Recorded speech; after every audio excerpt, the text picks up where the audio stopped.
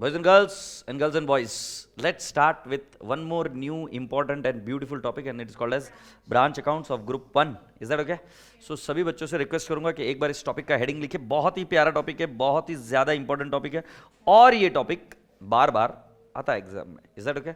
So can I not say important topic? Okay, important topic के साथ साथ इस चैप्टर में वो पूरी ताकत है कि इस पर क्वेश्चन पूछा जा सकता है. Right from 8 marks to 16 marks के आसपास पूरे मार्क्स पूछे जा सकते हैं. Is that okay? ऑलराइट.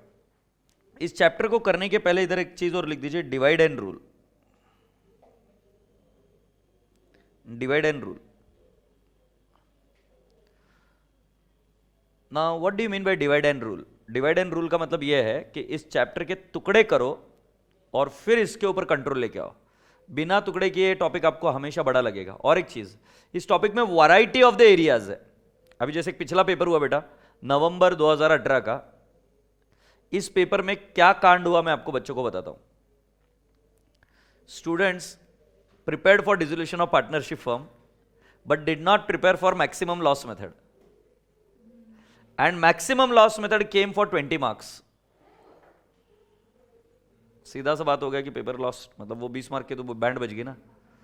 उसी एंगल से इस टॉपिक को जब तुम करोगे तो ये टॉपिक छोटा नहीं है, बहुत लंबा टॉपिक है. So there would be areas where in you will feel कि नहीं यार ये छोड़ देते, बाकी का करके जाते. कभी तो भी आता ही है, आता ही नहीं है ऐसा नहीं. नेवर एवर टेस्ट आईसीआई फिर बैंड बजा देती है और कुछ ऐसा पूछती है कि वांदे हो जाएंगे. तो इस टॉपिक को करना है तो या तो पूरा या नहीं किया तो ठीक है, मतलब फिर ऑप्शन में ही छोड़ना है तो, क्योंकि फिर खाली पुकट कहीं कुछ आएगा करेगा वांदे हो जाएंगे तुम्हारे, है ना. Okay, so now boys and girls listen to me carefully. पहले ब्रांच अकाउंट के डिवीजन कर लेते. ब्रांच अकाउंट के डिवीजन कर लेते हैं. Before I go with branch account can I explain you little bit theory of this topic. Theory नहीं, history बोलूं. हिस्ट्री क्या है? हिस्ट्री ये है और प्रेजेंट ये है, फ्यूचर का पता नहीं. फ्यूचर भी मेजॉरिटी केस में यही है. हिस्ट्री ये कहती है कि इंसान पैसे का बहुत भूखा था. प्रेजेंट कहता है कि इंसान पैसे का भूखा है. और फ्यूचर में पता नहीं, hopefully there would be some changes and humanity will over right. Sir ज्यादा फिलोसफी मत झाड़ो सर, चैप्टर में आओ. तो लेट्स टेक द चैप्टर का रूल क्या है बेटा. हुआ क्या था कि जब ब्रांच ओपन की गई, ये थॉट आज मत देखो. आज तुम क्या इंटरनेट का सहारा देख सकते हो, आज तुम्हें कंट्रोल सिस्टम है, सॉफ्टवेयर से तुम्हारे पास, आज तुम्हारे पास तुम एक जगह से दूसरी जगह जाना है तो चीजें इजी है. तुम आज मत देखो, तुम जाओ आज के 50-60 साल पहले. जब आदमी धंधा करता था ना तो एक आदमी को दूसरे आदमी पर भरोसा नहीं होता था. ब्लैक एंड व्हाइट मूवीज चलती थी ना उस जमाने में. सोचो उस जमाने में लोग ब्रांच ओपन कर कर देना मतलब क्या, अपना धंधा किसी और को सिखाना. जो भी ब्रांच मैनेजर रहेगा बाकी का. सो बेटा जी इस पूरे टॉपिक में आपको एक ही प्रॉफिट निकालने के 3-4 मेथड देखने को मिलेंगे.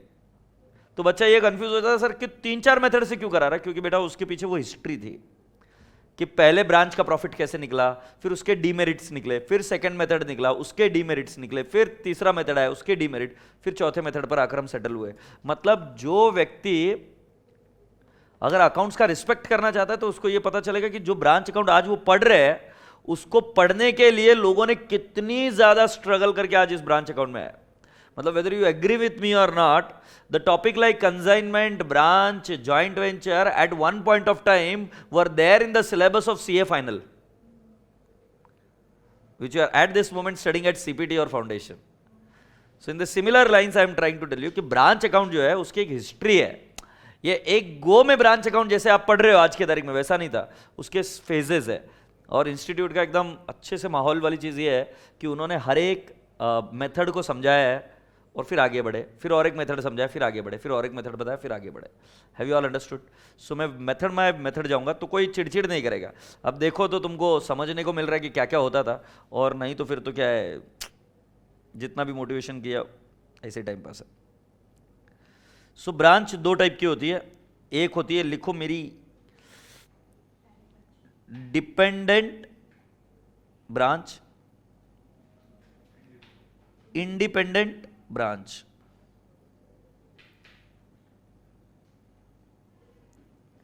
एक है डिपेंडेंट ब्रांच और दूसरी है इंडिपेंडेंट ब्रांच। डिपेंडेंट ब्रांच का मतलब क्या समझे आप?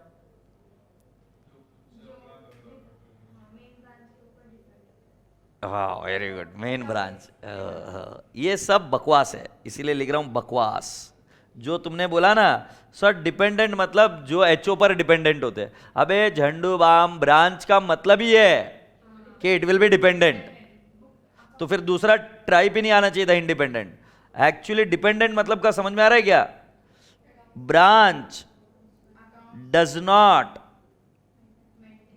Not maintain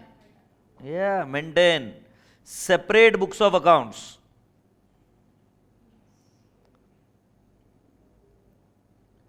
Separate books of account. HO records, आप लिखते जा रहे हो मेरे साथ में, HO records on behalf of branch in HO's book. In whose book? HO's book. और इंडिपेंडेंट ब्रांच का मतलब क्या?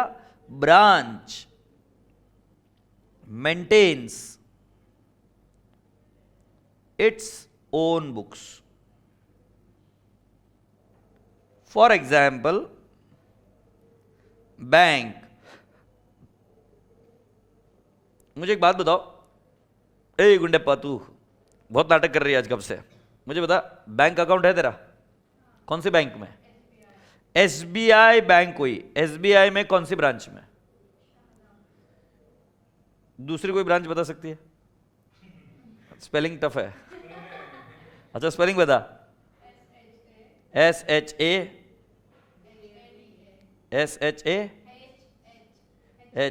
हाँ शादा। मेरा पता है कहाँ है? पिंपले सौदागर। किसी और का कहाँ पे पता है क्या? लूला नगर। समझ में आ रहा है मैं क्या बोल रहा हूं? किसी और का होगा मार्केट यार्ड। इसका मतलब जब आप बोलते हो कि तुम्हारा अकाउंट कहां है, तो तुम क्या बोलते हो? मेरा अकाउंट इस ब्रांच में है। इसका मतलब ब्रांच अपने रिकॉर्ड्स खुद मेंटेन कर रही है। Have you all understood? So boys and girls, branch maintain its own books. और दूसरा कौन सा? Dependent branch. Branch does not maintain its own book. Who maintains the record on behalf of branch? HO। Have you all understood? अब बेटा जी लिखना शुरू कीजिए डिपेंडेंट ब्रांच। एग्जाम में क्वेश्चन सॉल्व करने के पहले ये चीज एक बार परख ले कि क्वेश्चन किस पर पूछा है, डिपेंडेंट ब्रांच या इंडिपेंडेंट ब्रांच। डिपेंडेंट ब्रांच के अंदर कुछ ये मेथड्स है। डेटर्स मेथड, दूसरा वाला है स्टॉक एंड डेटर्स मेथड, और तीसरा वाला है फाइनल अकाउंट मेथड।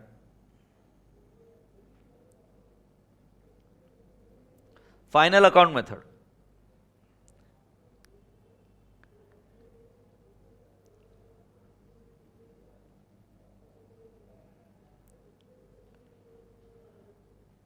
दाबेली खाते हो? सैंडविच खाते हो? दाल मखनी खाते हो? खाते हो कि नहीं खाते हो? इन सभी के ऊपर एक और चीज डाल देते हैं, चीज। मतलब दाबेली पर तड़का लगा, चीज का तड़का मतलब चीज। फिर दूसरा कौन सा? तूने सैंडविच खाया, उसके अंदर भी डाल दिया चीज। और बहुत सारी चीजें हैं यार कि इस पर भी डाल दिया चीज। बर्गर, पिज्जा, चीज और एक्स्ट्रा चीज। समझ में आ रहा है? तो कुछ चीजें होती है जो सभी में यूज होती है। तो ये है दाबेली, ये है पिज्जा, और इसको क्या बोलूं, ये है सैंडविच। इन सभी पर एक चीज कॉमन जाती है। चुप झूठी चीज नहीं, नालायक, उसको बोलते हैं WP प्राइस आ सकती है, और ये पूरा का पूरा माहौल बदल देगी। WP price is what? Wholesale price. So मतलब बोलने का तात्पर्य क्या है कि है मेथड डेटर्स मेथड ही, स्टॉक एंड डेटर्स मेथड ही और फाइनल अकाउंट मेथड, बट इसमें एक तड़का लगा होलसेल प्राइस का, तो एक नया ही माहौल बता हो जाता है। तो इसीलिए मैं आपको होलसेल प्राइस अलग से पढ़ाऊंगा। होलसेल प्राइस मेथड मतलब सही में बहुत अच्छा मेथड है wholesale price method. Happy? Yes. So क्या मेरे रसगुल्ले बच्चों को यहां तक बात दिमाग में पहुंच गई है क्या? ये हुई डिपेंडेंट ब्रांच। वैसे लिखिए, फिर आएगी independent branch. Independent branch, independent branch के अंदर बनेंगे दो हिस्से सरकार। एक आएगी डोमेस्टिक ब्रांच और दूसरी आएगी foreign branch. Always remember, foreign branch is always independent, dependent branch is always domestic. यह हमेशा डोमेस्टिक ही रहेगी। डोमेस्टिक मतलब इंडिया की इंडिया में, क्योंकि अगर ब्रांच फॉरेन में रहेगी तो उनको बुक सेपरेट ही मेंटेन करने पड़ते हैं, क्योंकि नहीं तो उधर का लॉ अलाउ नहीं करेगा उनको। उधर का लॉ बोलेगा नहीं, हमारे बुक्स तो इधर ही मेंटेन करो। इसलिए foreign branch are always what, independent. Foreign branch are always what, independent. और dependent branch are always domestic. ठीक है ना। फॉरेन ब्रांच के लिए AS 11 पढ़ना पड़ेगा, बाकी इसमें कोई ज्यादा माहौल नहीं है। और डोमेस्टिक ब्रांच, इंडिपेंडेंट ब्रांच के अंदर आपको देखना पड़ेगा एक 2-3 टाइप के 4 टाइप के एडजस्टमेंट, जो अभी नहीं लिख रहा हूं, मैं आगे देखूंगा। हैप्पी। ये हुआ चैप्टर का सारांश। सो अगर मैं मेरे बच्चों को सही से समझा पा रहा हूं तो तुम कितने टॉपिक पढ़ने वाले? Topic number 1, topic number 2, topic number 3, topic number 4, topic number 5 और टॉपिक नंबर 6। तो ऐसे देखने जाएंगे तो एक टॉपिक में 6 चीजें हमको पढ़नी पड़ेगी, और ये 6 की 6 चीजों में कोई कनेक्शन नहीं है। There are all together independent. तभी तो ब्रांच डिफिकल्ट लग रहा है।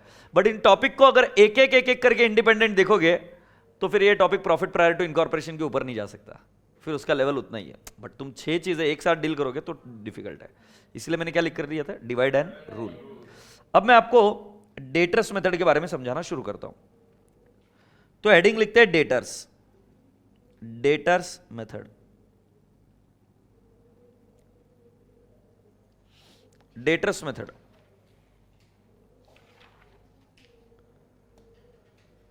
समझ रहे हो क्या तुम? यस, समझ गए मेरे रसगुल्ले बच्चे। ठीक है। डेटर्स मेथड बहुत प्यारा मेथड है। Generally ledger accounts are asked,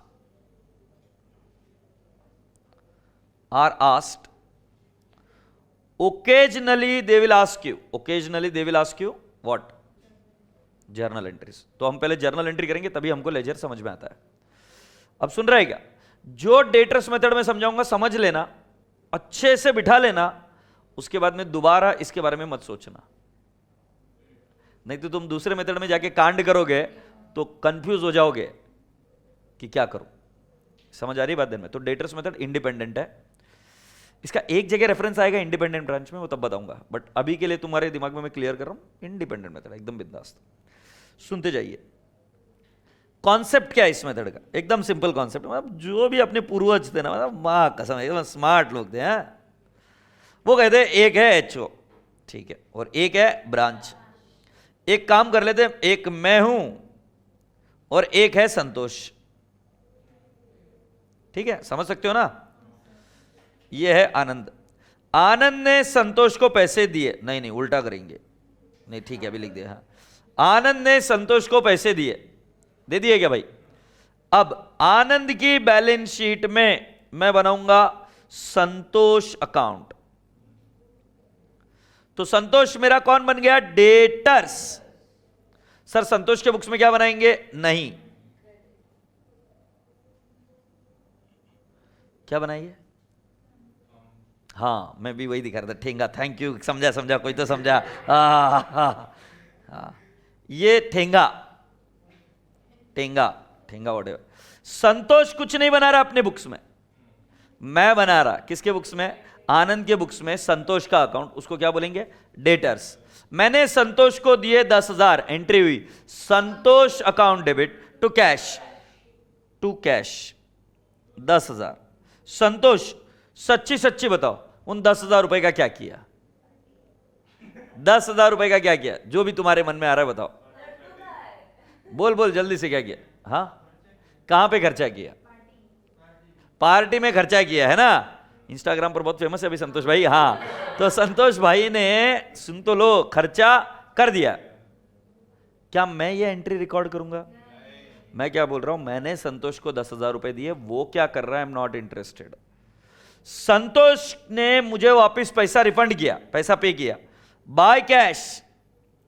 मैंने संतोष को बोला मैंने तेरे को 10,000 दिया, तू अभी अगर मेरे को 11,000 दे रहा है, पांडे जी क्या हो गया? Profit.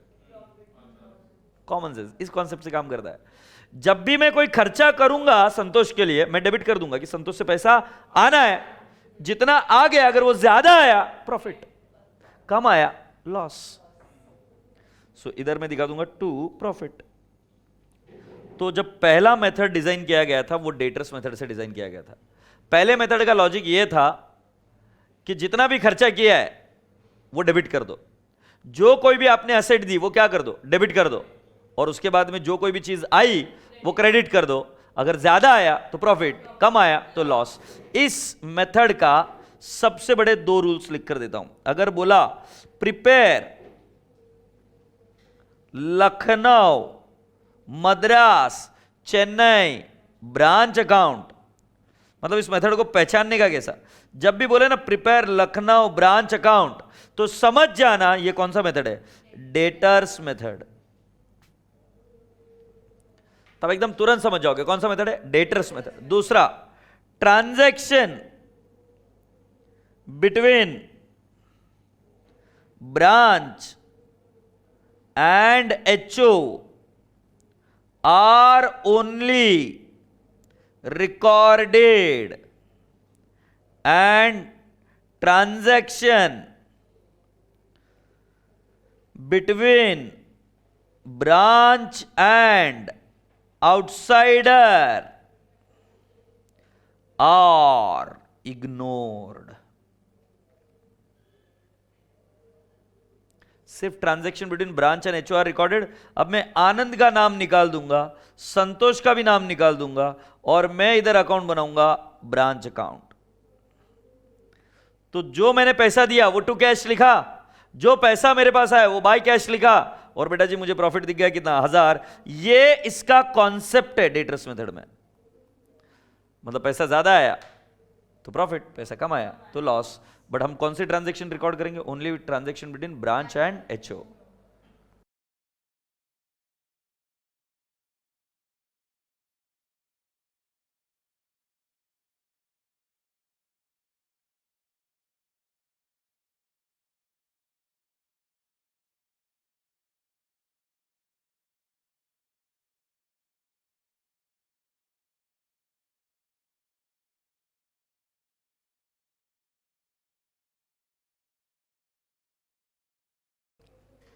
Done done done, okay.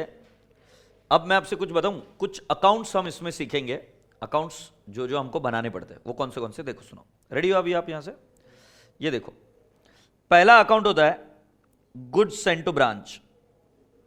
लिखते जाइए, गुड्स सेंट टू ब्रांच। दूसरा अकाउंट होता है बेटा जी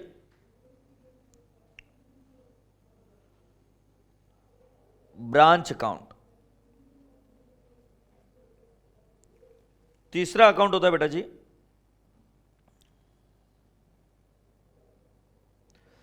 branch debtors, branch cash account, etcetera etcetera. ठीक है, तो मैं आपको बता रहा हूं रियल लाइफ में सिर्फ ये दो ही अकाउंट्स बनते हैं, और रियल लाइफ में ये बचे हुए जो कोई भी अकाउंट ये मेमोरेंडम बेसिस पर बनते हैं, मेमोरेंडम बेसिस। और जो रियल लाइफ में डबल एंट्री सिस्टम पर ये बनते हैं, डबल एंट्री सिस्टम पर ये बनते हैं। कौन से? गुड्स सेंट टू ब्रांच और ब्रांच अकाउंट। और ये किसकी बुक्स में बनते हैं? In the books of HO. ये दो, ये डबल एंट्री को फॉलो करते हैं, और जो बचे हुए मेमोरेंडम बेसिस है वो मेमोरेंडम बेसिस पर अकाउंट्स बनते हैं। एम आई कम्युनिकेटिंग? अगर आप रेडी हो तो मैं आपको आगे लिए चलता हूं। क्या मैं ले चलूं आपको आगे? Now I want everyone to pay complete attention. क्या होता होगा रियल लाइफ में? एक एचओ ब्रांच को माल भेजता होगा, उसको बोलते हैं गुड्स सेंट टू ब्रांच, है ना।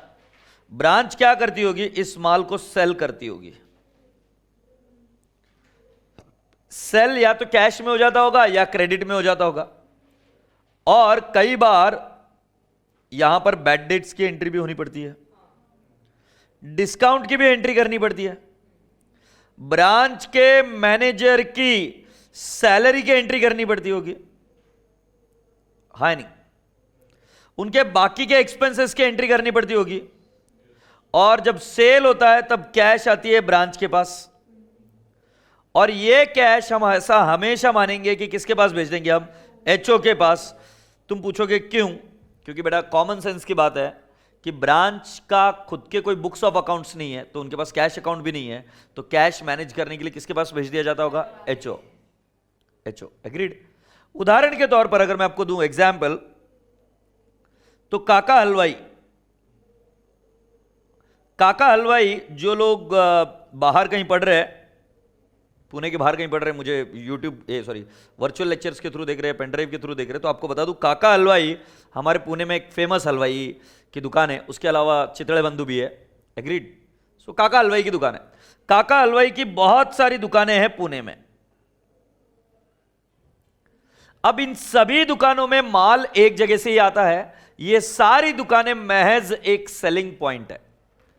मतलब मैं पिंपले सौदागर में रहता हूं, तो मेरे लिए काका हलवाई पिंपले सौदागर में खुल गया, तो मुझे इजी होता है वहां से खरीदना, तो उन्होंने वहां पे दुकान खोल दी। बट माल सुबह सुबह पूरे पूना में एक ही जगह से डिस्ट्रीब्यूट होता है, और जो कैश कलेक्ट हुई जाती है वो भी सारी की सारी उसी दिन या अगले दिन डिपॉजिट कर दी जाती है एक सेंट्रलाइज्ड बैंक अकाउंट में, जो कि किसका है, एचओ का।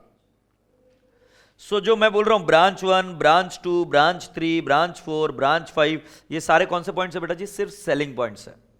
अब इन प्रत्येक ब्रांचों में अपने अपने एक्सपेंसेस होते होंगे, सैलरी, कुछ डिस्काउंट दिया, बैड डेट, सेल हुआ वगैरह वगैरह, और जो कैश कलेक्ट होती है वो कहां पे चली जाती है, एचओ के पास। मैं आपको दोबारा समझाने की कोशिश कर रहा हूं, आपको डेटर्स मेथड में सिर्फ transaction between HO and branch record करनी है।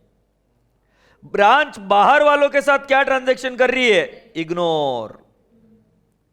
बट ब्रांच ये काम जरूर करती है कि जब कभी भी ब्रांच की कोई ट्रांजैक्शन हो जाती है तो वो ट्रांजैक्शन की एक समरी बनाकर, क्या बनाकर, समरी बनाकर एचओ को देती है, और एचओ उसके बेसिस पर रिकॉर्डिंग कर लेता है। डे टू डे बेसिस पर ये जब काम होता है ना तो बहुत इजीली हो जाता है। तुम सोच रहे होंगे साल के एंड में बेचता है, ऐसा नहीं, रियल लाइफ में डे टू डे बेसिस पर हो जाता है। से यस। वैसे तुमने ऐसे कई सारे लेबोरेटरीज भी देखे होंगे पूना में, लेबोरेटरी, डॉक्टर लाल पैथ लैब, इनके बहुत अलग अलग अलग अलग जगह सेंटर है, बट रिपोर्ट तुम्हें कलेक्ट करना है, कहीं से भी कलेक्ट कर लो, तुम पैसे कहीं पर भी दो। मतलब मैं यहां पर आया सिटी में आज, और मैंने ब्लड सैंपल सिटी में दे दिया क्योंकि मैं सिटी में था, और मुझे रिपोर्ट कलेक्ट करनी है मेरे घर के नजदीक में, वहां से जाके कलेक्ट कर सकता हूं, पैसे यहां दिए, कलेक्ट वहां से किया, चलता है। क्यों, रिपोर्ट उनके कंप्यूटर सॉफ्टवेयर में प्रिंट आउट निकाल कर दे देंगे। तुम्हें समझ में आ रहा है क्या? तो वहां पर भी कैश का सेटलमेंट, सारी सेटलमेंट सेंट्रलाइज्ड है, अकाउंटिंग। तो transaction between branch and outsider आपको इग्नोर करनी है, ये बात ध्यान में रखना। क्यों इग्नोर करनी है, धीरे धीरे पता करते हैं। अभी क्या मैं आपके दिमाग में बैठा पाया, क्या क्या करेंगे? Transaction between branch and outsider will be ignored, ठीक है। अब जरा ध्यान से सुनो, सुन रही है ना? एचओ के ट्रायल बैलेंस में बहुत सारे अकाउंट है, सैलरी, वेजेस, परचेसेस, ठीक है, सेल्स, इलेक्ट्रिसिटी, और न जाने कौन से अकाउंट, बैड डेट्स वगैरह वगैरह। बट जब भी आपको इलेक्ट्रिसिटी बिल पे करना है ब्रांच का, तुम इलेक्ट्रिसिटी शब्द नहीं यूज करोगे, क्योंकि इलेक्ट्रिसिटी शब्द यूज करते ही बेटा वो हिट कर जाएगा एचओ के खुद के पर्सनल एक्सपेंस को। अरे काय को ब्रा, हाँ वेरी गुड बेटा। अगर मैं तुमको एक बात बताऊं, आनंद है और ये संतोष है, एंड संतोष, मैं संतोष को बोलता हूं, नहीं मैं क्या बोलेगा, संतोष मेरे को बोला, संतोष मेरे को बोलता है सर एक काम करो ना, वो पिंपले सौदागर में मेरा एक दोस्त है, उसको ये जाके फूल देके आ जाना ना, आप वहां पे नजदीक रहते हो, आप देके आ जाओ।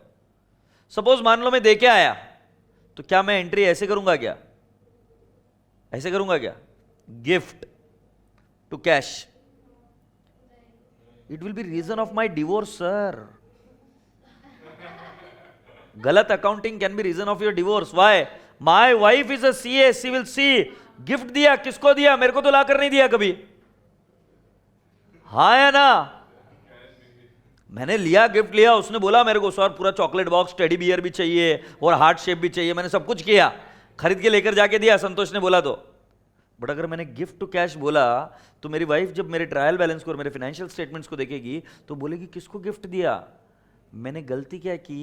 गिफ्ट देना गलती नहीं था, जो एंट्री की वो गलती हुई, क्योंकि ये खर्चा मेरा नहीं है। It will hit my P&L account if it goes like this. तो मुझे एंट्री क्या करनी चाहिए थी? संतोष, संतोष से पैसा आना है टू कैश। तो तुम मुझे और एक प्रॉमिस करो, जब जब तुम ब्रांच के लिए खर्चा करोगे, तुम ना इलेक्ट्रिसिटी अकाउंट के पास ध्यान दोगे, ना सैलरी के पास, ना वेजेस के पास, ना पेटी कैश एक्सपेंसेस, ना बैड डेट्स, ना डिस्काउंट, कुछ नहीं रे। तुम एक ही अकाउंट को जानते हो, उसका नाम क्या है? ब्रांच। तो अपनी एंट्री कैसे होगी? Branch to cash. जैसे मैं संतोष के लिए कोई भी खर्चा करूंगा, वो जो कुछ भी बोलेगा, सही गलत व्हाटएवर, मुझे क्या लेना देना है, मैं एंट्री कर दूंगा Santosh to cash. Are you understanding? So with this broad smile on your face, you are all expected to come down on page number 9. Page number 9.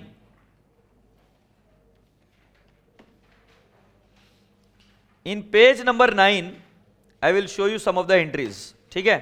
अच्छा मुझे एक बात बताओ, तुम्हें एक ब्रांच ओपन करनी है, कैसे ओपन करोगे? तुम्हें एक ब्रांच ओपन करनी, कैसे करोगे? एब्सोल्युटली राइट, दूसरी जगह जाके लैंड, बिल्डिंग, फर्नीचर वगैरह सब चीजें करनी पड़ेगी। ब्रांच को ये सारी चीजें कौन देगा? HO। सो हम जब ब्रांच को कुछ भी देंगे तो हम उसको डेबिट कर देंगे। जैसे ब्रांच को कैश दी तो हम एंट्री क्या कर देंगे? Branch to cash. अब ब्रांच को कैश मत दो, असेट दे दो, एंट्री क्या करोगे? Branch to asset. ब्रांच को डेटर्स दे दिया अपने, ब्रांच टू डेटर्स। ब्रांच को स्टॉक दे दिया, branch to stock. Are you getting my point? So जो चीज आनी है वो debit. So for opening balance of asset at the branch, entry क्या बनेगी? ब्रांच टू इंडिविजुअल असेट, जो जो असेट्स दी। यस और नो? बेटा वैसे ही मैं बताऊं, लाइबिलिटी भी तो दे सकते हैं हम। सो लाइबिलिटी अगर हम देंगे तो क्या एंट्री करेंगे? Liability to branch. Agreed? So ये देखो बेटा, ब्रांच लाइबिलिटीज टू ब्रांच, मतलब ये ब्रांच को क्या हो जाएगा? क्रेडिट। अब कुछ बच्चे बहुत होशियार होते हैं, मतलब बचपन से एकदम माहौल होशियार रहते हैं। सर लाइबिलिटी को तो क्रेडिट बैलेंस होता है ना सर, आप डेबिट कर रहे हो।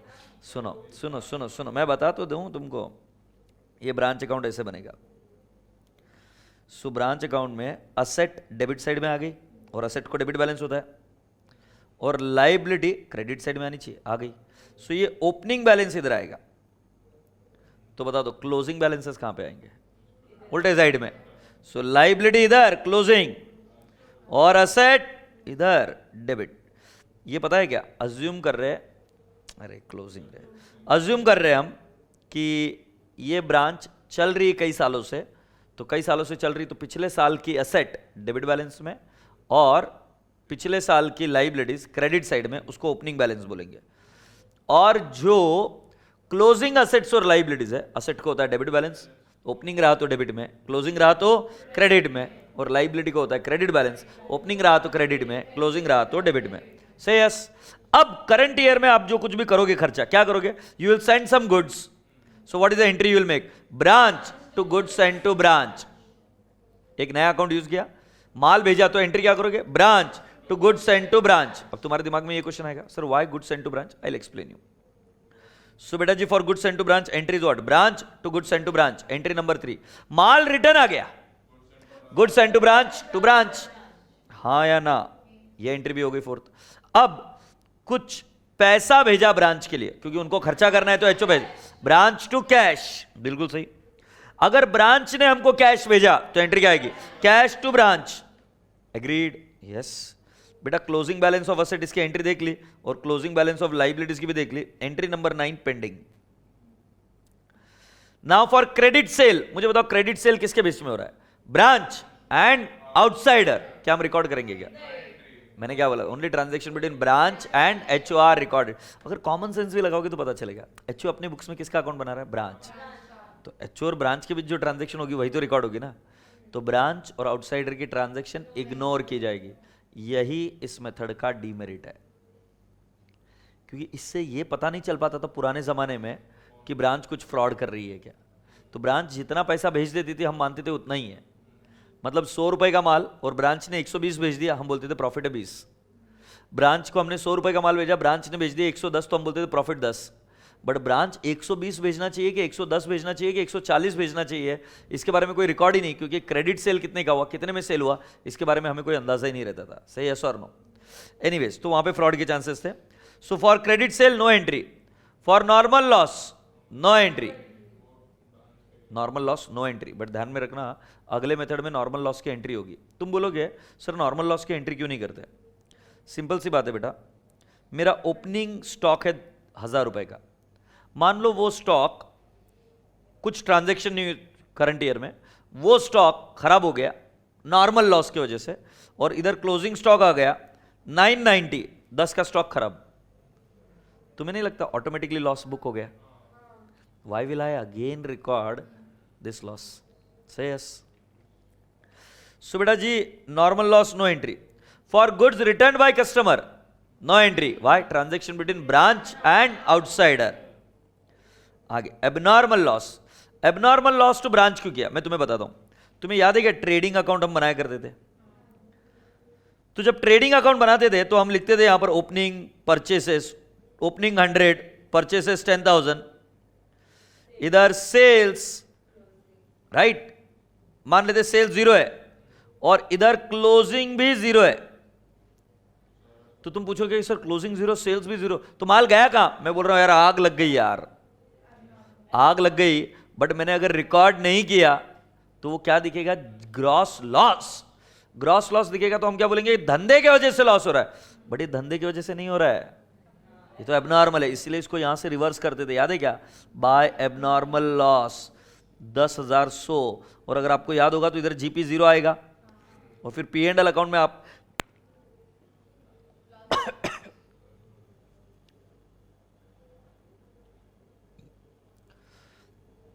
पी एंड एल अकाउंट में आप एबनॉर्मल लॉस लिखते थे कितने? 10,100, और इंश्योरेंस क्लेम मिलता तो माइनस करते थे। क्या आपको समझ में आया क्या? ओपनिंग परचेसेस, सेल्स हुआ नहीं, क्लोजिंग कुछ नहीं, तो क्या लिखेंगे? Abnormal loss. और एबनॉर्मल लॉस कहां हिट कराएंगे? P and L account, debit side. Say yes. कोई व्यथा, कोई शंका, कोई कुशंका? All is well? कोई query? Can we go ahead? Girls and boys and girls, ये कहां तक स्टोरी हो गई अपनी है? 10,100 तक की होगी। ऑल राइट्स, तो ये एबनॉर्मल लॉस टू ब्रांच समझ में आया क्यों? क्योंकि बेटा मैं ब्रांच में भी क्या करने की कोशिश कर रहा हूं, ये मान लो ये ब्रांच है, राइट, 1000 रुपए का माल है, क्लोजिंग स्टॉक 0 है, तो माल गया कहां? तो मैंने बोला ब्रांच की गलती नहीं थी, आग लग गई। तो फिर मुझे क्या करना पड़ेगा? एबनॉर्मल लॉस यहां से निकालना पड़ेगा। क्रेडिट किया मतलब क्या कर दिया? निकाल दिया। फिर ये एबनॉर्मल लॉस जाके बैठेगा बिजनेस के general P and L account में। वहां इनर कॉलम में 1000 और लेस करोगे जो भी इंश्योरेंस क्लेम है, आउटर कॉलम में हिट करा दो क्या? जो बचा हुआ लॉस है। I hope you are getting my point. तो मुझे बताओ नॉर्मल लॉस रिकॉर्ड करोगे कि नहीं करोगे? नहीं। एबनॉर्मल लॉस रिकॉर्ड करोगे क्या? यस। तो एंट्री क्या? Abnormal loss to branch. Very good. अच्छा, जब पैसा मिलेगा तो एंट्री क्या करोगे? एबनॉर्मल लॉस को रिवर्स करोगे, इंश्योरेंस क्लेम जितना पैसा मिला वो, और हिट कहां मारेगा? GPL. What is GPL? General P and L account. Agreed? Yes. Pilferage, pilferage is normal loss. क्या लिखेंगे? Pilferage is normal loss. क्या आप रिकॉर्ड करोगे क्या? नहीं। ब्रांच एक्सपेंस, ब्रांच एक्सपेंस की एंट्री बोलो। No entry. Y? Branch and outside.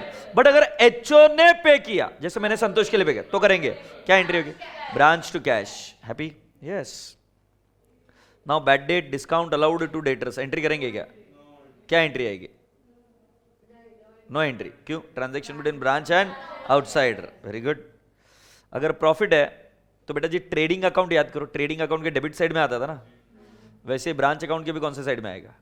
Debit side में। क्या एंट्री आएगा? Branch to GPL. और लॉस हुआ तो general P and L account to branch. I hope you got my point. Hey boys and girls, ध्यान रखना हमेशा, एंट्री पक्की तो उस चैप्टर का वो सेक्शन पक्का। तो तुमको मैं अगले 5 मिनट दे रहा हूं, रफ में लिख कर निकालो, कैसे भी करो, बट एंट्रीज लिखो, और 5 मिनट में लिखना पॉसिबल है, रफ में लिख कर निकालो, ठीक है? गुड्स सेंड टू ब्रांच एक कॉन्सेप्ट आपका पेंडिंग है, वो मैं समझाऊंगा और बात खत्म हो जाएगी। Is that okay?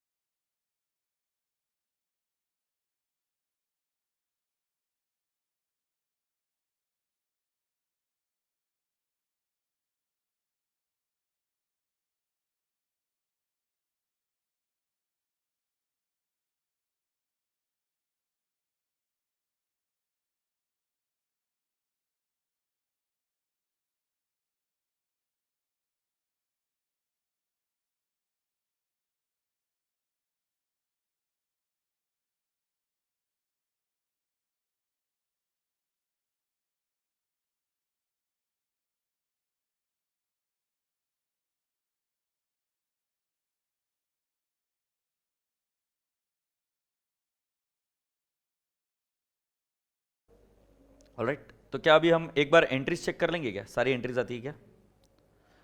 रेडी? तो बताओ बेटा, मुझे फर्स्ट एंट्री क्या है? Goods and to branch,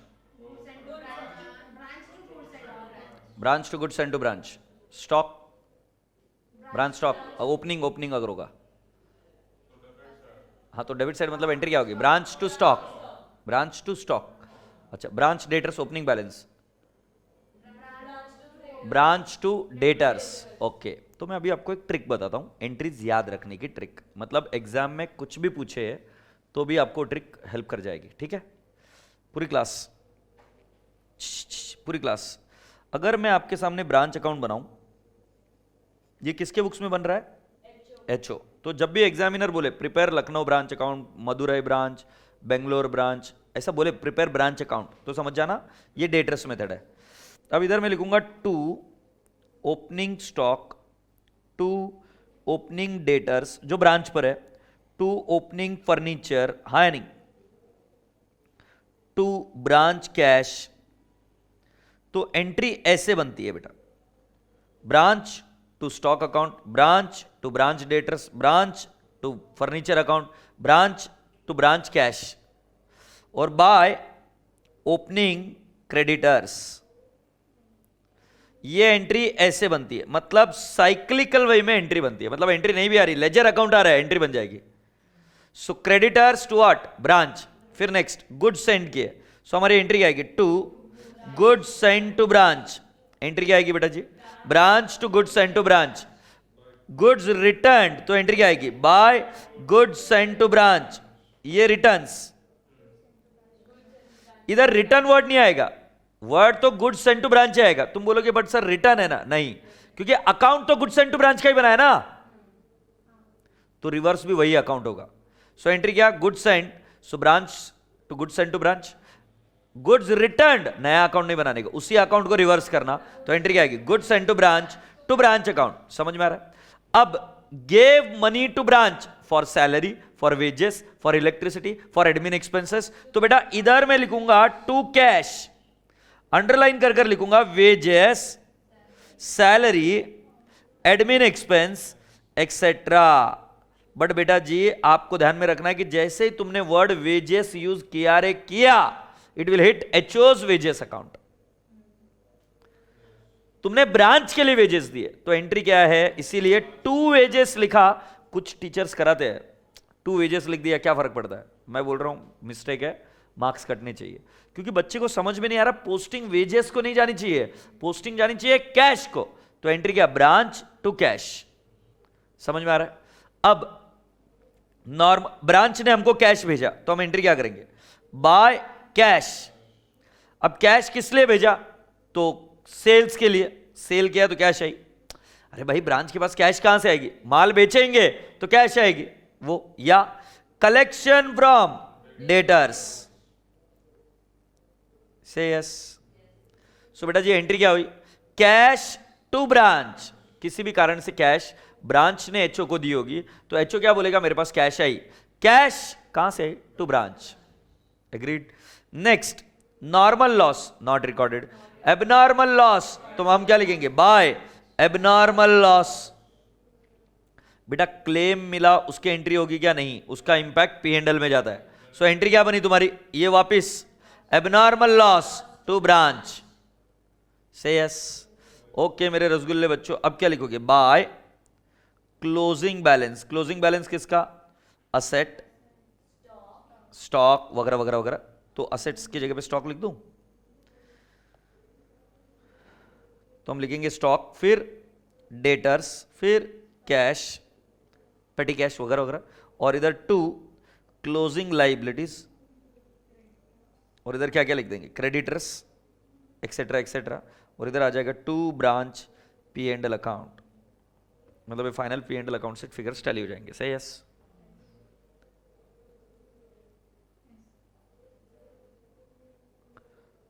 Harivansh Rai, समझ में आएगी बात सर में? सो अभी transaction between branch and outsider is not recorded, इससे ये क्लियर रहेगा कि साला वेंडी उसकी ट्रांजैक्शन रिकॉर्ड नहीं करनी, मतलब क्या क्या रिकॉर्ड होगा ये पता चल गया। अब रिकॉर्ड करते वक्त हमें यूज करने के लिए ज्यादा अकाउंट हेड नहीं मिलते, हमें यूज करने के लिए ब्रांच के खर्चों के लिए ब्रांच के लिए कुछ भी एक्सपेंस किया, कुछ भी पैसा दिया, कुछ भी किया, ब्रांच टू कैश, ब्रांच से कुछ भी आया सो कैश टू ब्रांच, किस वजह से आया वो नहीं लिखते हम, और यही इसका डीमेरिट है। अब बेटा अगर तुमने ध्यान से देखा होगा तो तुम्हारे पास स्टॉक अकाउंट है, opening, debtors account, furniture account, branch cash, creditors, वैसे क्लोजिंग बैलेंस भी है। पर बेटा जी इसके रिकॉर्ड तो हम मेंटेन करते ही नहीं, इसके रिकॉर्ड तो हम मेंटेन कर ही नहीं रहे ना, कहां कर रहे क्या, नहीं। तो बेटा हमको ओपनिंग क्लोजिंग हमको कहां से पता चलता है, तो बेटा ब्रांच मेंटेन करती होगी। तो ब्रांच कैसे मेंटेन करती है, डबल एंट्री सिस्टम पर नहीं, मेमोरेंडम बेसिस पर, कच्चा। मतलब सोचो काका हलवाई की एक ब्रांच ने उधार में माल बेचा, तो लिख कर रखेंगे ना कि इस आदमी को इतना माल बेचा, इतने पैसे आए, इतने और आने बाकी है। अबे हो नहीं, तो जब तुम उधार में बेचते हो तो तुम उसके बारे में लिख कर रखते हो। सो बेटा जी मेमोरेंडम अकाउंट बनते हैं stock account, memorandum debtors account बनते हैं, और वैसे मेमोरेंडम कैश अकाउंट और पता नहीं और जो जो अकाउंट बनाने बना लो। बट तुम्हें मेमोरेंडम का मतलब समझ में आता है क्या, रफ वर्क। गुड़िया तू कभी किसी को पैसे देती है क्या, कि लेती है, दोनों करती है, देती है, किसको पैसे दिए बेटा, नाम बता सकती है इफ यू डोंट माइंड, मतलब इफ यू फील। हाँ पूजा, पूजा को कितने रुपए दिए आपने,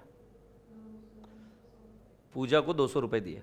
अच्छा मुझे एक बात बताओ, तुम्हारे लिए भी खर्चा करती हो, अच्छा तुम पूरा हिसाब मेंटेन करती हो, अच्छा तुम हिसाब मेंटेन नहीं करती हो। देखो हाँ ये नलायक अभी क्या बोलेगी, मैं ज्योतिषी हूं, अभी देखना मैं बता दूंगा ये क्या करती है, ये हिसाब मेंटेन नहीं करती है, पैसा आता है खर्चा करती है। बट जैसे ही ये पूजा को देती है मोबाइल में या कोई बुक में जाके लिख देती है कि पूजा को 200 रुपए दिए इस तारीख को, और कारण क्या था, मे बी मूवी देखने गए थे या उसका खाने का पैसा था या वगैरह वगैरह वगैरह, ये चीज हम लिख कर रखते हैं।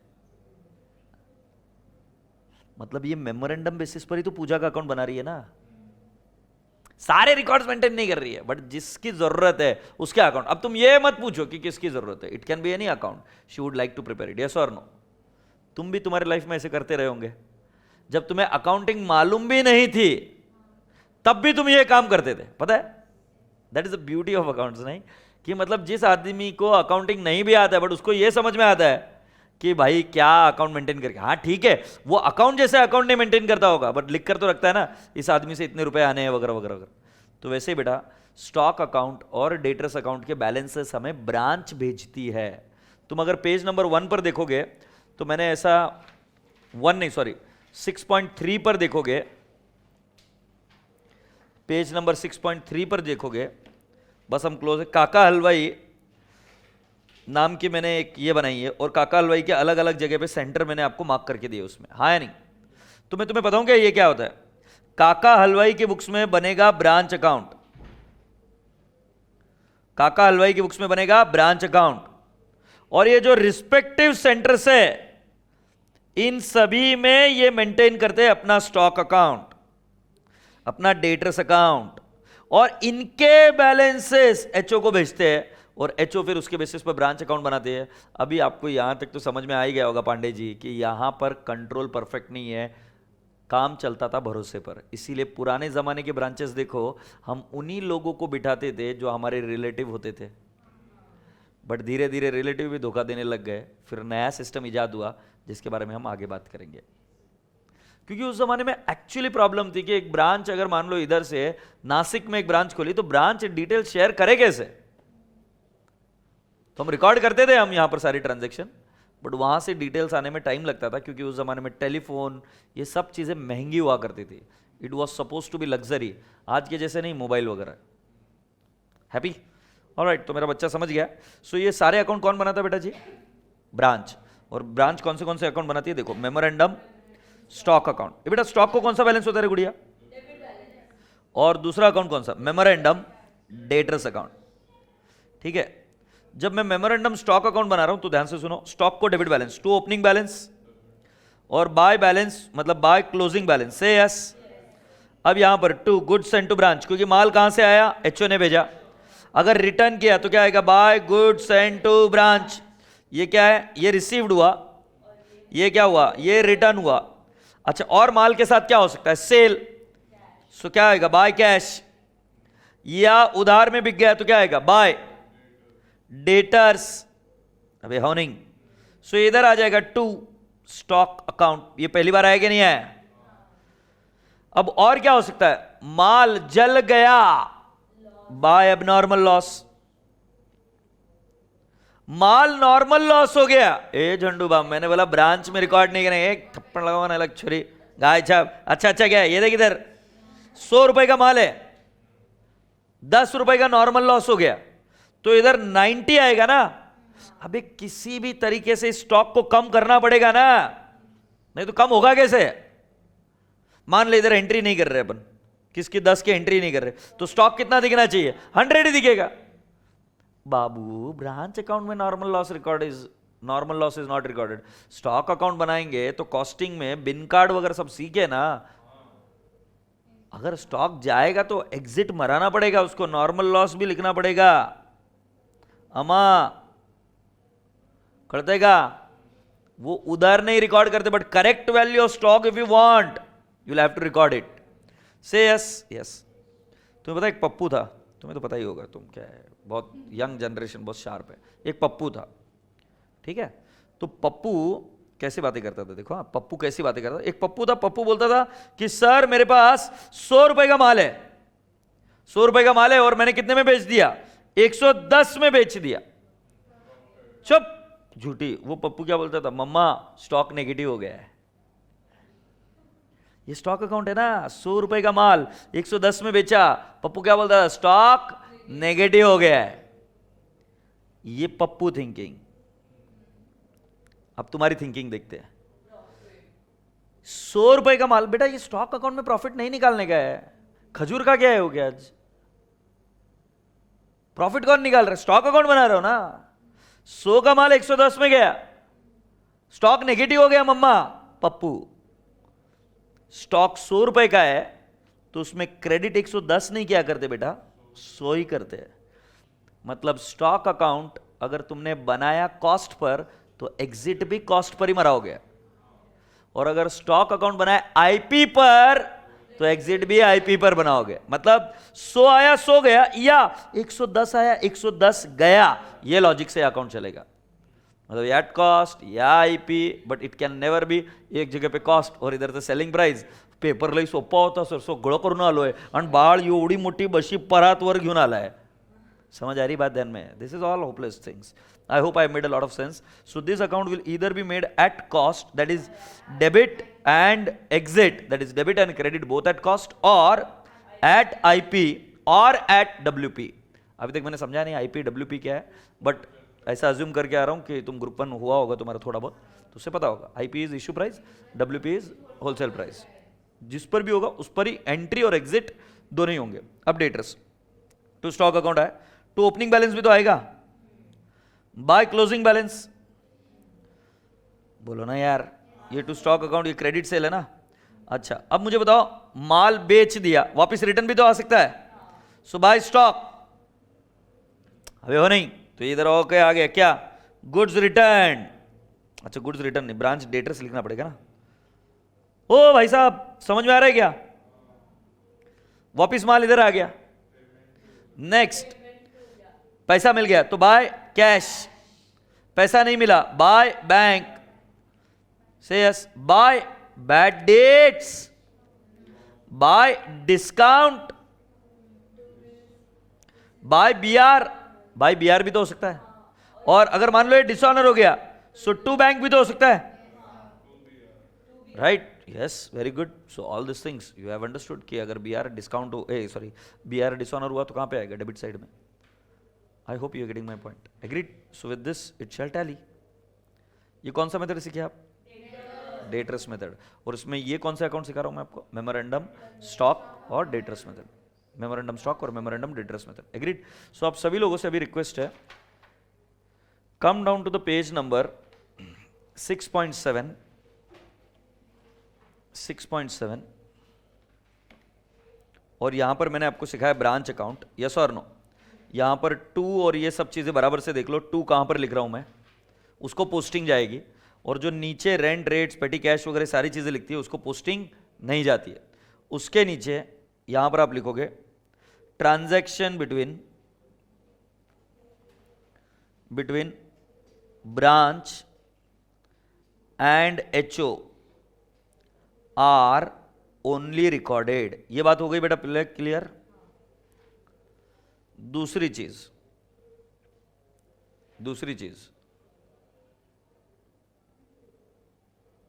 Transaction between branch and HO are only recorded,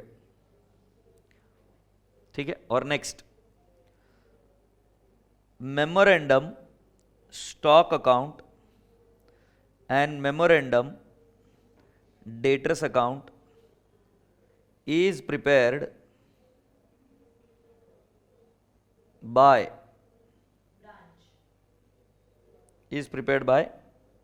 branch, ठीक है। और वो कैसे बनाने का मैंने आपको बताया, ठीक है। मैं इधर लिख देता हूं, memorandum stock account both debit and credit is either at cost or IP or WP.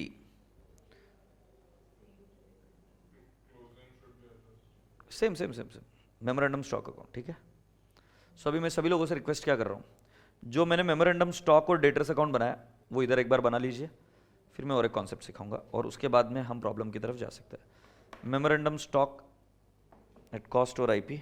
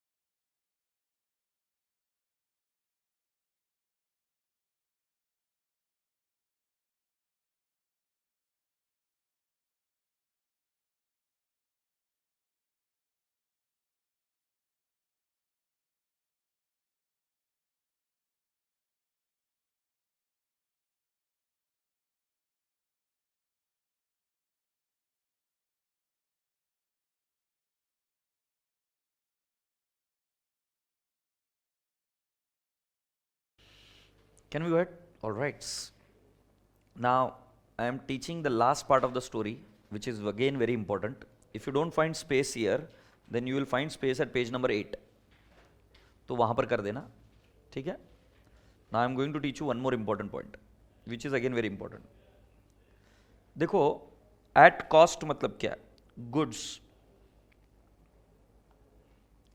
sent at cost. This is one logic, ठीक है। And the other one is goods sent at IP, and the other one is goods sent at WP. So first let me explain you what does that mean. 100 रुपए का माल C when it goes at or it is sent at 100 only, good sent, it is at cost. But when 100 rupees का माल is sent at 120 नको, I will write down 130. So then that means the goods are sent at IP. This is cost and this is IP. But जब 100 रुपए की cost का माल भेजा जाता है 110 में और वो बेचा जाता है पब्लिक को 130 में, so this is sold as good sent at wholesale price. So this is cost, this is WP and this is what, market price, और IP selling price. Now interestingly stock goes at two places.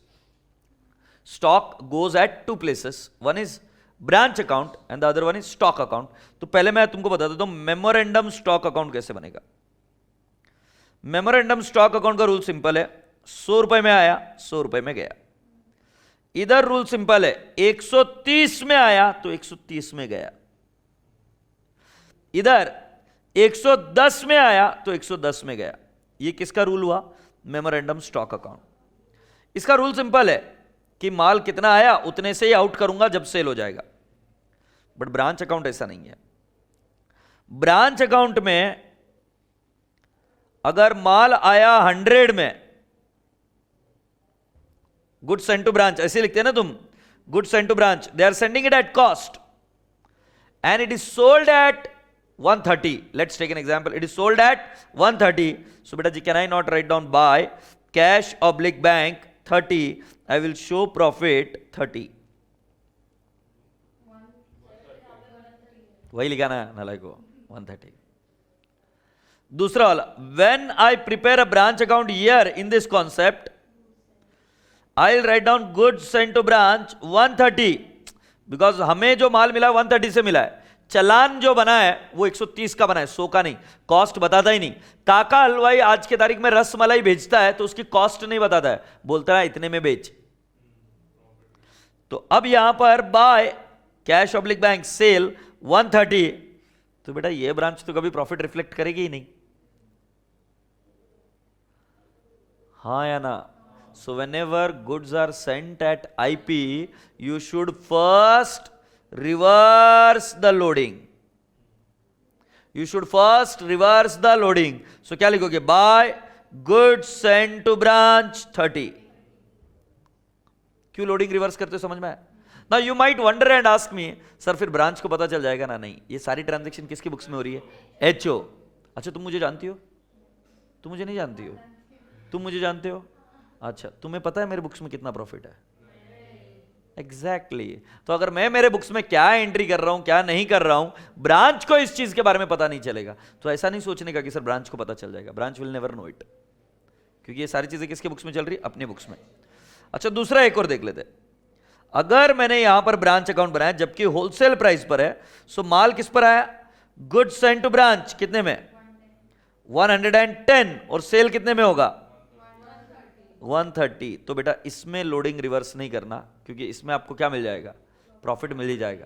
But remember, जो माल आना जाना होता है HO और branch के बीच में, तब लोडिंग वर्ड यूज करने का, और जब क्लोजिंग स्टॉक बच जाता है तब वर्ड यूज करने का स्टॉक रिजर्व. क्योंकि स्टॉक को हम आर्टिफिशियली कम करने की कोशिश करते हैं, उसको हम क्या कहते हैं, स्टॉक रिजर्व. तो स्टॉक रिजर्व की एंट्री कैसे होती है, क्यों होती है, वो हम आगे देखेंगे. बट रिमेंबर कि किसमें लोडिंग रिवर्स होती है. सो एट कॉस्ट लोडिंग का सवाल ही नहीं. At IP reverse the loading. At WP do not reverse the loading, क्योंकि आप प्रॉफिट कैलकुलेट कर सकते हो एट होलसेल प्राइस पर. ये एट WP है, ये एट IP है, और ये एट कॉस्ट. तो हर एक केस में ये वाला फिगर तो सेलिंग प्राइस ही होगा, और लोडिंग रिवर्स होती है जब when the goods are sent at IP और सेलिंग प्राइस, MRP भी बोल सकते हो. लिख लो बेटा जी.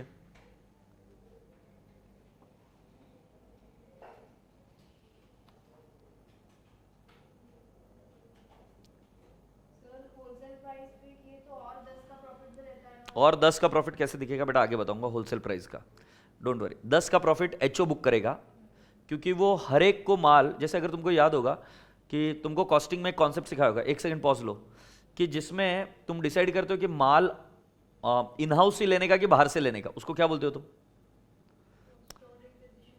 कॉस्टिंग में ऐसा कॉन्सेप्ट है ना कि हम माल या तो बाहर से खरीद सकते हैं, एक डिपार्टमेंट माल बाहर से खरीद सकता है, और else I can take it from within the organisation. अब वो कॉन्सेप्ट कौन सा है? मतलब उसमें कॉस्टिंग में ऐसा सिखाया गया कि हर एक सेंटर ये एक प्रॉफिट सेंटर है या कॉस्ट सेंटर है, every cost centre is a profit centre, और उनको जिम्मेदारी दी गई है कि तुम तुम्हारा प्रॉफिट कमा कर दिखाओ। तो वैसे ही एचओ क्या बोलता है ब्रांच को कि मैं तेरे को बाकी के लोगों के जैसे ही ट्रीट करूंगा। जैसे फॉर एग्जांपल बीपीसीएल के खुद के भी पेट्रोल पंप है और वो रिटेलर को भी देते हैं, तो बीपीसीएल अपनी ब्रांच को क्या बोलता है कि मैं तेरे को माल दूंगी एट होलसेल प्राइस ओनली, जितना बाकी के रिटेलर को देंगे, तुम प्रॉफिट कमा कर दिखाओ। तुम्हें लॉजिक लग रहा है मैं क्या बोल रहा हूं? एम आई कम्युनिकेटिंग? तो सेम तरीके से इधर भी जब डब्ल्यूपी पर भेजा जाता है तो 10 रुपए का प्रॉफिट एचओ दिखाता है और 20 रुपए का प्रॉफिट ब्रांच दिखाता है। बट स्टॉक रिजर्व की एंट्री होगी क्योंकि stock will be shown at a higher loaded price, so stock reserve की एंट्री होती है लास्ट में। Is that okay? Yes, please wind it up.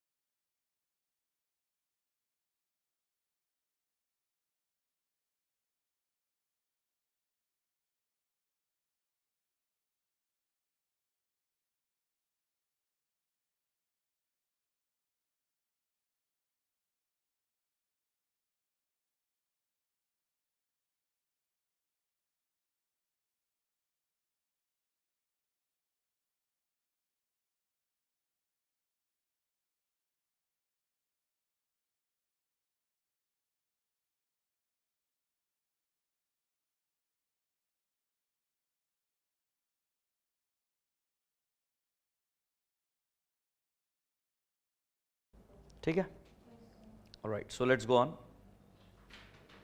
अब इसमें एंट्री इधर कहीं पर भी कुछ नहीं, इधर हर जगह पे एंट्री क्या होगी? इधर देख लो, एंट्री करके दिखाता हूं। Branch to goods and to branch 100 की एंट्री, 100 की एंट्री। इधर एंट्री आएगी branch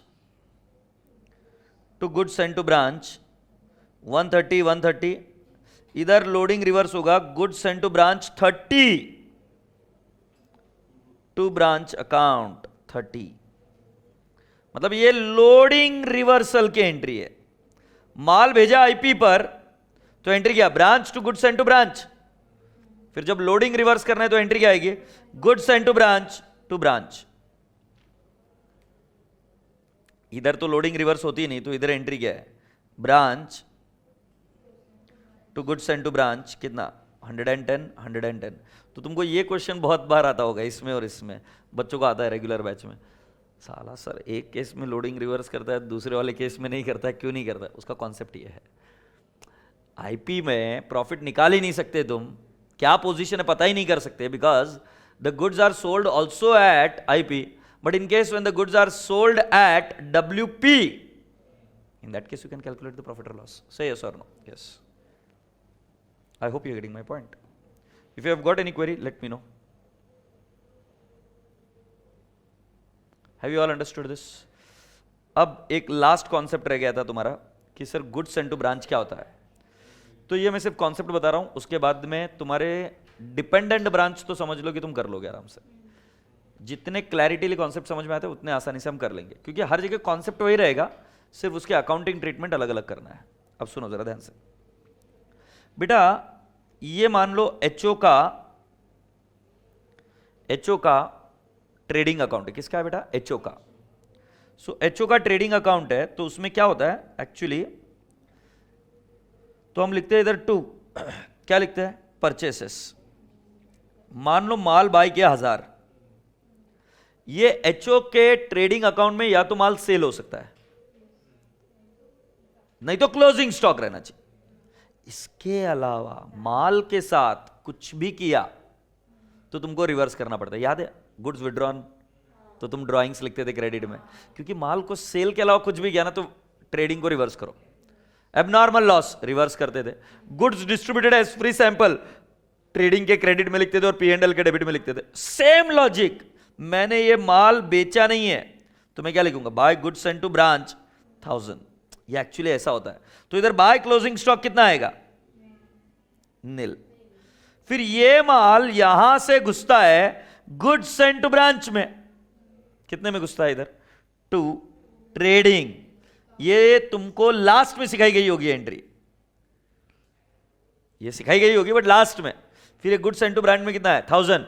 but goods sent to branch बोलता है मैं ये माल तो भेज रहा हूं कहीं पर, तो पहला ट्रेडिंग से रिवर्स और कहां गया? गुड्स सेंट टू ब्रांच में। गुड्स सेंट टू ब्रांच में घुसा और यहां से निकला और कहां गया? बाय ब्रांच अकाउंट में। कितने में? Let's assume 1200। ये आईपी है। सो बेटा जी ब्रांच अकाउंट ओपन करके अभी मैंने बताया था, सो इधर क्या आ जाएगा? To goods sent to branch, कितना आ जाएगा? 1200। बट बेटा बिकेगा भी कितने में? 1200 में।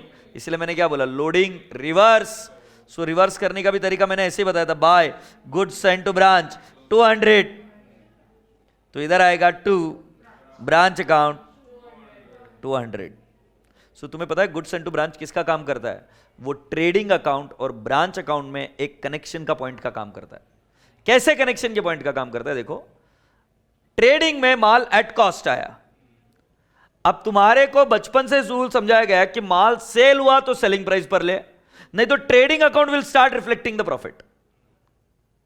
तो अगर माल सेल नहीं किया, तुमने ब्रांच को ही भेजा है, तो you should not show profit. तो मैंने उसको 1000 से बाहर निकाला, 1000 से बाहर निकालकर गुड्स सेंट टू ब्रांच में डाला 1000, बट वहां से एग्जिट मार के निकला कितने में? 1200। एग्रीड। सो वहां से एग्जिट मार के 1200 ब्रांच को डेबिट हुआ, बट इसमें लोडिंग थी तो लोडिंग रिवर्स किया गुड्स सेंट टू ब्रांच, और goods sent to branch tally हो गया। अब दूसरा एक देख लेते, माल भेजा किस पर? WP पर। सो WP पर ये 1000 का इधर से आउट होगा 1050 पर या 1100 पर। So goods sent to branch में भी कितना आएगा? 1100 से यस, और इधर से भी कितना ब्रांच में कितना जाएगा? 1100, और मैंने कहा उसमें लोडिंग रिवर्स नहीं होगी। And if you remember I said ये प्रॉफिट एचओ दिखाएगा, तो 100 profit will be shown by HO. But अगर ये माल बिका नहीं लास्ट में, so as a group where are the goods lying? With the entity only. इसीलिए लास्ट में उस स्टॉक पर स्टॉक रिजर्व की एंट्री होती है। तो तुम्हें पता है कि WP प्राइस में लोडिंग रिवर्स नहीं होती है, एंट्री होती है स्टॉक रिजर्व की। I would like to repeat this whole scenario again.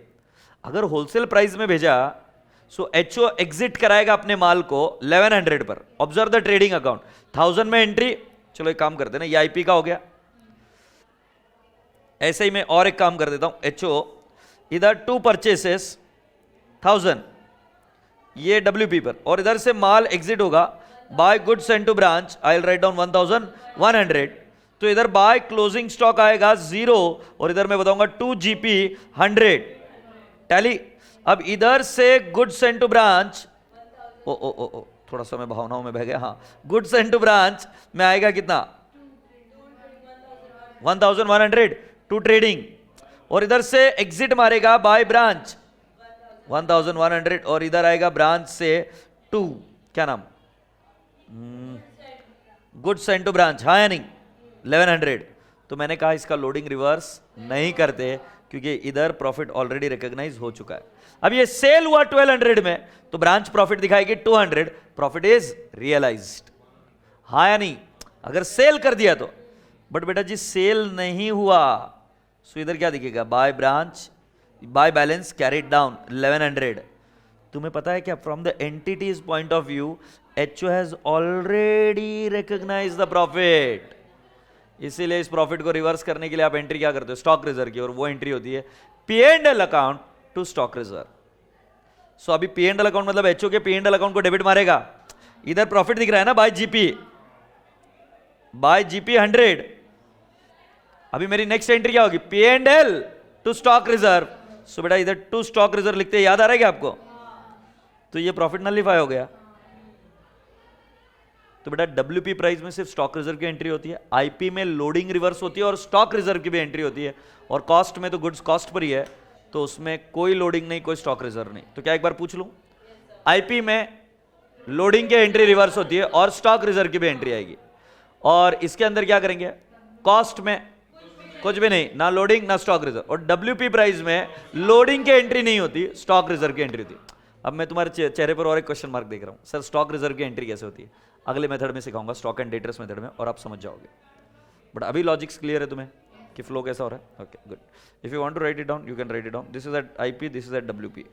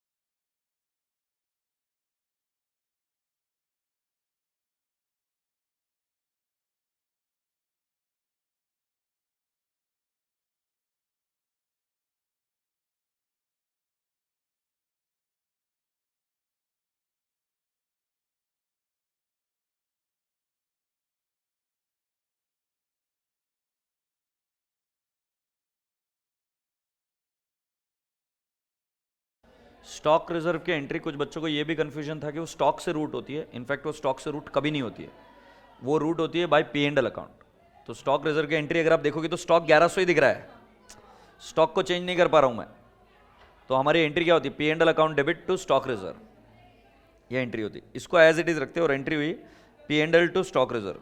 ये ट्रेडिंग था, ट्रेडिंग के बाद में नीचे अकाउंट बना पी एंड एल अकाउंट, ये पी एंड एल अकाउंट है ना, उसके बाद में। अच्छा, आप सभी लोगों से एक रिक्वेस्ट है कि पेज नंबर 5 और 6 पर आपको कुछ ऐसे अकाउंट बने हुए दिखेंगे, पेज नंबर 5 और 6 पर आपको कुछ अकाउंट नंबर देखने को मिलेंगे। बेटा ये सारी चीजें मैंने आपको ऑलरेडी सिखा दी है, एग्रीड। ये इसमें क्या होता है कि कई बार ये ऑब्जर्व करने में बच्चे का बहुत प्रेशर आ जाता है, तो मैंने लिख कर ही करा दिया। इज दैट ओके कि कैसे क्या क्या होता है, so you don't have to now again get into all those stuff. Have you all understood? Okay. दूसरी चीज आपको मुझे ये बतानी है कि पेज नंबर 8 पर भी जो चीजें लिखी हुई है, उनमें से एक आध दो चीजें बता देता हूं, जैसे ये वाली चीज मैंने बता दी है। अब depreciation, depreciation on fixed asset is not recorded in branch debtors method I said. मैंने नहीं बोला स्टॉक एंड डेटर्स मेथड, मैंने नहीं बोला final account method, debtors method में क्यों नहीं रिकॉर्ड होता है? क्योंकि मान लो मैंने फिक्स्ड एसेट ओपनिंग बैलेंस लिखा 1100 और क्लोजिंग बैलेंस लिखा मैंने 900, सो ऑटो इफेक्ट हो गया डेप्रिसिएशन का 200, इसीलिए डेप्रिसिएशन इज नॉट रिकॉर्डेड। ये ध्यान में रखना। डेटर्स मेथड है, only specific debtors method. Stock and debtors में रिकॉर्ड होता है और फाइनल अकाउंट में भी होगा और उसके बाद में इंडिपेंडेंट ब्रांच में भी होगा, सिर्फ डेटर्स मेथड में नहीं रिकॉर्ड होता। Petty cash expenses paid by branch, transaction between branch and outsider not recorded. Shortage और surplus of stock next method में मैं आपको सिखाऊंगा, बट शॉर्टेज और सरप्लस हम कौन से मेथड में रिकॉर्ड नहीं करेंगे? डेटर्स मेथड में रिकॉर्ड नहीं करेंगे। प्रॉफिट और loss on sale of fixed asset भी हम रिकॉर्ड नहीं करेंगे। Now you ask me why. Suppose goods आए 1000 के, सॉरी हमारे पास फिक्स्ड एसेट थी 1000 की। If I sell it at 1200, that 1200 cash will be sent to what? HO. So अपन इधर क्या लिखेंगे? बाय कैश 1200, से यस और नो? सो बेटा जी जो प्रॉफिट है 200 का वो ऑटोमेटिकली रिकॉर्ड हो जाता है। I would like to repeat again, profit और loss on sale of fixed asset is not recorded in debtors method, stock and debtors वगैरह में होता है। Purchase by branch, transaction between branch and outsider not recorded. और abnormal losses ये record किया जाता है और वो कैसे एडजस्टेड फिगर पर होता है, तो ये हमने ऑलरेडी पढ़ लिया है। से यस और नो? ठीक है, अभी मेरी बात सुनो बेटा ध्यान से। इसके बाद में हम ब्रेक ले रहे हैं।